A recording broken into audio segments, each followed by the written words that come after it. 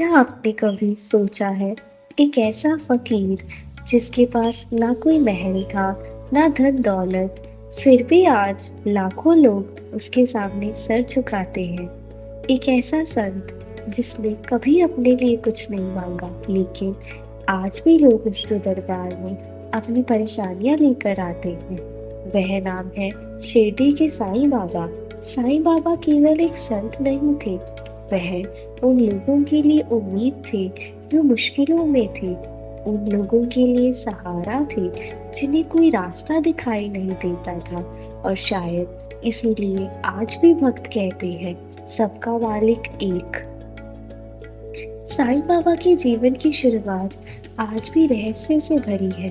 उनके जन्म, परिवार और शुरुआती जीवन के बारे में बहुत कम जानकारी मिलती है। कहा जाता है कि साईं बाबा पहली बार कम उम्र में शिरडी आए थे। वह एक नीम के पेड़ के नीचे बैठकर ध्यान किया करते थे। कुछ समय बाद वह वहां से चले गए। कई वर्षों के बाद जब वे दोबारा शिरडी आए, तो लोगों ने उन्हें एक युवा फकीर के रूप में देखा। उन्हें देखकर लोगों को समझ नहीं आता था कि यह व्यक्ति हिंदू है या मुसलमान। लेकिन साईं बाबा ने कभी इन पहचान की सीमाओं को महत्व नहीं दिया। उन्होंने मंदिर में भी सम्मान पाया और मस्जिद में भी। और जिस स्थान पर वह रहते थे, उसे उन्होंने नाम दिया द्वारका माई, एक मस्जिद जिसका नाम उन्होंने द्वारका से जोड़ा। यही साईं बाबा की सबसे बड़ी सीख थी, इंसान को धर्म से नहीं, उसके कर्म और प्रेम से पहचानो। साईं बाबा का जीवन बेहद साधारण था। वह द्वारका माई में रहते थे। उनके पास बहुत कम सामान था। वह भिक्षा मांगकर अपना जीवन चलाते थे और जो कुछ मिलता उसे दूसरों में बांट देते थे। उन्हें पास आने वाला कोई गरीब हो या अमीर, हिंदू हो या मुसलमान, बड़ा हो या छोटा, साईं बाबा सबके लिए बराबर थे। उनके पास आने वाले लोगों को सिर्फ आशीर्वाद ही नहीं मिलता था, कई बार बाबा उनकी परेशानियों को बिना बताए समझ जाते थे। इसी कारण भक्तों का विश्वास धीरे धीरे बढ़ता गया। लोग दूर दूर से शिरडी आने लगे, लेकिन बाबा हमेशा एक बात पर जोर देते थे, श्रद्धा और सबूरी, अर्थात ईश्वर पर विश्वास रखो और धैर्य रखो। द्वारका माई में साईं बाबा हमेशा एक पवित्र धूनी जलाए रखते थे। आज भी शिरडी में उस धूनी को बहुत श्रद्धा से देखा जाता है। इस धूनी से मिलने वाली भस्म को भक्त उदी कहते हैं। साईं बाबा भक्तों को उदी देते थे और उनके साथ आशीर्वाद भी देते थे। भक्तों के लिए वह केवल राख नहीं थी, वह विश्वास का प्रतीक थी, एक संदेश था कि हमारे जीवन में चाहे कितनी भी परेशानियां क्यों ना हो, ईश्वर पर विश्वास कभी नहीं छोड़ना चाहिए।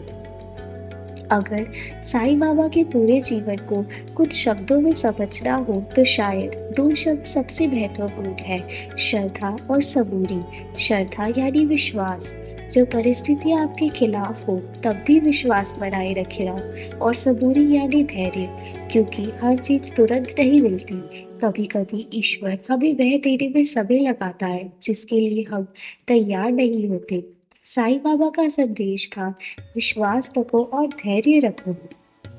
आज की भागदौड़ भरी जिंदगी में शायद ये सीख पहले से ज्यादा जरूरी है। हम छोटी सी परेशानी में परेशान हो जाते हैं, एक काम देर से हो जाए तो निराश हो जाते हैं, लेकिन साईं बाबा हमें याद दिलाते हैं, समय लगेगा लेकिन विश्वास मत छोड़ो। साईं बाबा की सबसे प्रसिद्ध शिक्षाओं में से एक थी, सबका मालिक एक। वह सिर्फ एक वाक्य नहीं था, यह उनके पूरे जीवन का संदेश था। उन्होंने लोगों को धर्म के नाम पर बांटने की बजाय प्रेम से जोड़ने की कोशिश की। उन्होंने सिखाया कि भगवान तक पहुंचने के रास्ते अलग हो सकते हैं, लेकिन मंजिल एक ही है। आज जब वे दुनिया में छोटी छोटी बातों पर लोग एक दूसरे से दूर हो जाते हैं, साईं बाबा की ये सीख हमें फिर से याद दिलाती है, इंसानियत सबसे बड़ी पहचान है। साईं बाबा ने अपने जीवन के अंतिम वर्षों में भी लोगों की सेवा और मार्गदर्शन जारी रखा। 1918 में उन्होंने शिरडी में अपना शरीर त्याग दिया। लेकिन क्या साईं बाबा चले गए? शायद उनके भक्त ऐसा नहीं मानते, क्योंकि उनके लिए बाबा आज भी वही है, द्वारकामाई में, समाधि मंदिर में, धूनी की अग्नि में और सबसे बढ़कर अपने भक्तों के विश्वास में। आज भी लाखों लोग शिरडी पहुंचते हैं। कोई अपनी परेशानी लेकर आता है, कोई धन्यवाद देने, कोई मनोकामना लेकर और कोई सिर्फ बाबा के दर्शन करने। शायद साईं बाबा की सबसे बड़ी खूबसूरती यही थी, उन्होंने लोगों से अपने लिए कुछ मांगने को नहीं कहा। उन्होंने बस कहा, श्रद्धा रखो, सबूरी रखो और इंसानियत मत छोड़ो। अगर जिंदगी में कभी रास्ता मुश्किल लगे, अगर आपको लगे कि कोई आपका साथ नहीं दे रहा, तो एक पल रुकिए, आंखें बंद कीजिए और साईं बाबा को याद कीजिए, क्योंकि कभी-कभी हमें समस्या का समाधान तुरंत नहीं मिलता, लेकिन उसे सहने की शक्ति ज़रूर मिल जाती है। और शायद यही साईं बाबा का सबसे बड़ा चमत्कार है। साईं बाबा, अगर आप भी साईं बाबा में विश्वास रखते हैं तो कमेंट में ज़रूर लिखिए, ओम साईं राम। और इस वीडियो को उन लोगों तक ज़रूर पहुंचाइए जिन्हें आज थोड़ी सी उम्मीद और विश्वास की ज़रूरत है। सबका मालिक एक है। ओम साईं राम।